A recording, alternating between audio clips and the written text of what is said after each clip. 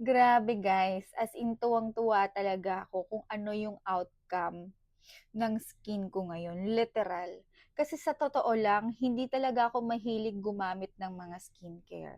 Like yung mga kung ano-ano yung nilalagay sa face, kung ano-ano yung mga pinagpapapahid dyan. Guys, literal, ang ginagamit ko lang talaga sa mukha ko is moisturizer, facial wash, sunscreen. Yun, kasi sunscreen kailangan talaga natin yun. Kahit nasa labas ka lang ng bahay, ganyan, na hindi ka naman naarawan, kailangan talaga natin ang sunscreen. Okay? So ayun, yun lang naman. And then nito, napapansin ko talaga, glowing talaga yung skin ko, sa totoo lang.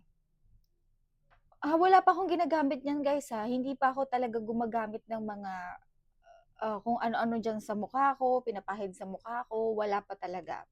Literal yung mga products lang na naipakita ko sa inyo na video ko, yun lang talaga yung ginagamit ko as of now.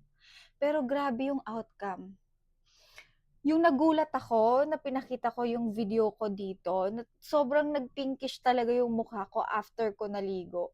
Hanggang ngayon, nagpi-pinkish yung mukha ko. And then nag-glow, sa totoo lang. Kasi hindi talaga ganito ang mukha ko eh. Pero totoo lang, nag-glow talaga yung skin ko. Kaya sobrang saya ko. For me, dahil ginagamit ko talaga yung product. Hindi dahil gusto kong i-promote sa inyo or makabenta sa inyo. Pero 'di ba? Sobrang ganda. Natutuwa talaga ako. Oh my gosh. Ay, si OA na naman. Si OA, si OA.